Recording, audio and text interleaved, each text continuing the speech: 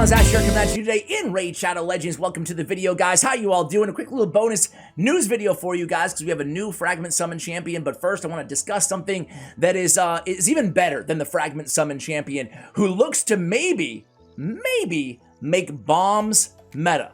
Bomb meta, those two words have never been put together before here in Raid Shadow Legends, have they, guys? But some potential there. I want to hear from you guys in the comments as well. But before we get to that, again, first of all, happy Tuesday if you're watching this the day it goes live.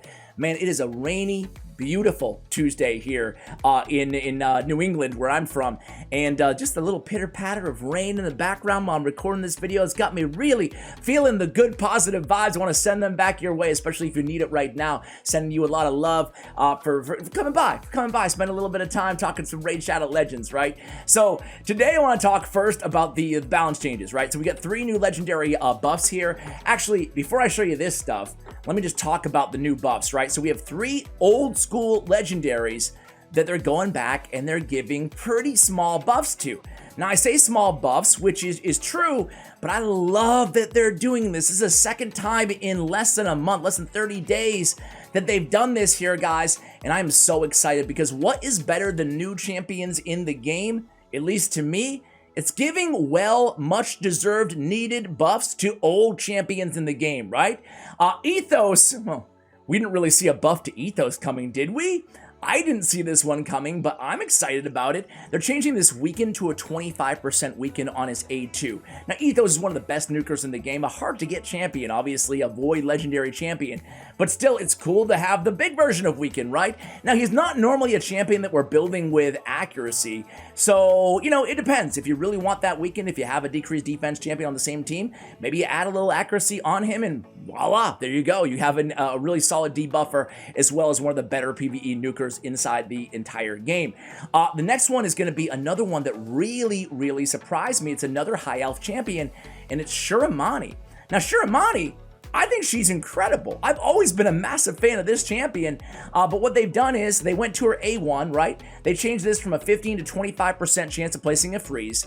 And then on the A2, Rejuvenating Wave, they've changed this from a 5 to a 4-turn cooldown, so it can be booked down now to a 3-turn cooldown.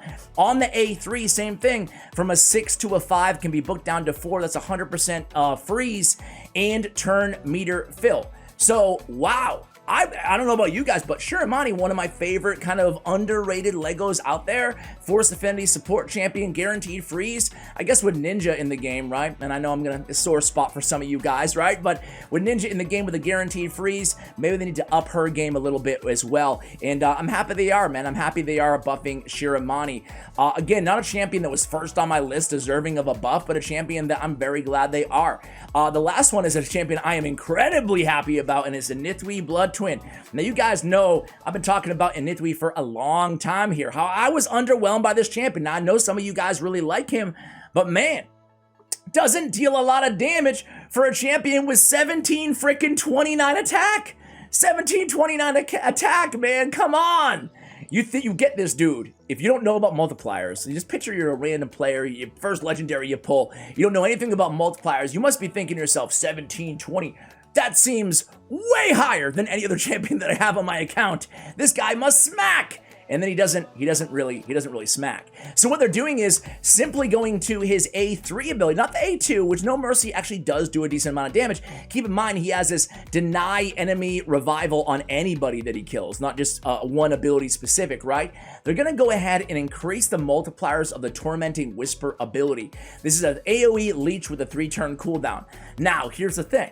I don't know how much they're gonna increase the multipliers by. This does not hit very hard, right? But with that base attack, it doesn't have to be a ton. Doesn't have to be a ton for him to be just an incredible nuker. Maybe even, you know, seeing more of him in high arena as a deny reviver champion on every ability. I can't wait to see how hard he smacks. Maybe they'll pull a Cleopatrix with this champion. He'll be just an incredible nuker, by the way. Full guide on her coming tomorrow, I think. Stay tuned for that. So, before we give the, the Fragment Summon, they just did this a few weeks ago. Your Carl, They went in there, they buffed Cleopatrix, as I mentioned, which we're really happy about that one. We talk a lot about that. Noble, who really needed it as well. So they've done, you know, a few before that as well. So all of a sudden, they are really, really committing to rebalancing, especially these legendaries. Now, the good news is, again, I love this even better than Fragment Champions, Summons, right? Better than Fusions, better than a new batch of Doom Tower Champs. I didn't even make a video about it because who really cares about a new, I mean, I say that with all due respect. We need the champions and it's cool, and I read their kits and I was interested, right? But most players don't really care about a ton more champions being added to the home stretch, the back end of Doom Tower. Do they? If I'm wrong, let me know in the comments, because I would love to make a video on those champions. But I just thought to myself, it's going to be years, maybe, until some of you guys get these champions. Maybe we'll wait a little bit and, you know, see. And I think that Doom Tower champions ought to be a little bit more compelling. A little bit, you know, some of them are really good, don't get me wrong, like Archmage Helmet, Dark Kael, but some of them are just like, meh, you know? I think they all should be pretty cool, right? Especially on the hard track. Doom Tower hard champions, I mean, almost everybody who's getting them has way better choices because it's Doom Tower hard anyway, all right? So anyway, guys, don't want to be negative, but I love this. I wish they would do it more. I mean, I like this cadence. I shouldn't say more often, but with more rarities, right? I want to see them go in there and balance actually the epic in some of the rare champions, right? Because there's so many champions in this game now. What is there, like 6, 7, 8, 9,000 champions? I don't know. There's a lot. There's a lot.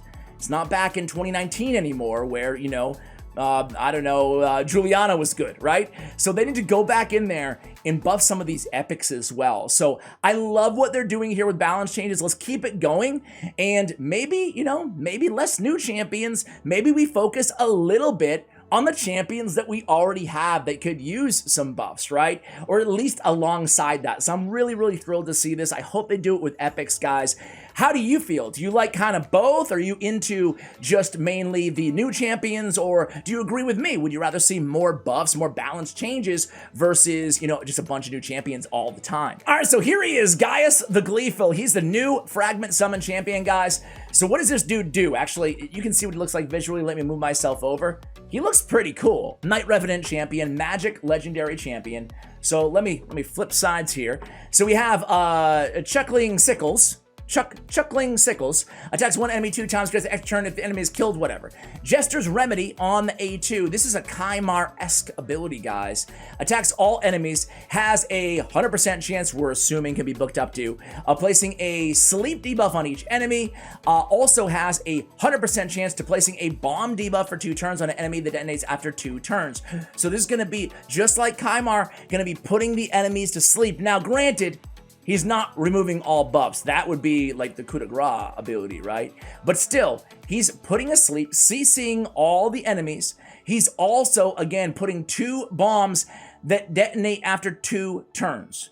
Really good ability. And then Explosive Wit, he'll come back in with his A3 ability, attacks one enemy 2 times. The first hit instantly detonates all bomb debuffs on the target. The second will ignore all unkillable buffs on the target. Man, this could be a response to not just Swift Parry, but to, you know, Leo the Proud, Skull Crown, all those annoying champions that have unkillables, right? Dead with a lot of damage too with the bomb.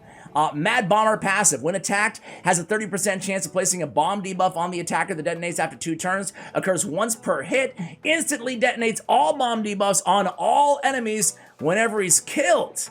Now that is a very cool passive, man. Like I said, I listed off a bunch of champions earlier, but man, Soul Drinker's my personal favorite. I don't know if any of you guys have him. Where are you, Soul Drinker?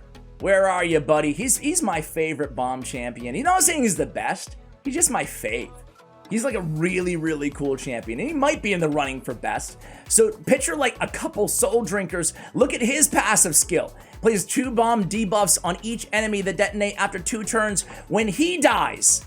So wait a second here. Wait a second. Where are you? Okay. Instantly detonates all bomb debuffs on all enemies whenever this champion is killed. So wait a second here, guys. Wait a second, right? We pair him with Soul Drinker, right? Soul Drinker comes in. He dies, right? And he puts 2 bombs on everybody, right? And then we have one champion on the team who just is really tough to kill, right? Like a Siphi or something like that, or whoever you have, Vogoth, right? And then you come in with Gaius. He dies, and then the bombs are detonated. That seems really cool. There's some definitely interesting synergistic possibilities with this champion. Can you guys think of some that I haven't thought of yet? What do you think of Gaius the Gleeful, and what do you think of my overall point here? You know, continue with the Fragment Summons fusions, that's cool. But these big batches of all these new champions that they add periodically as well, why don't we ease off on that a little bit, and then balanced champions we already have. Guys, let me know how you feel about this topic in the comments below. Have a great, great day. Sending the positivity your way on this beautiful rainy day, guys. Much love. You're right where you need to be. Everything's gonna be okay. Take care, guys.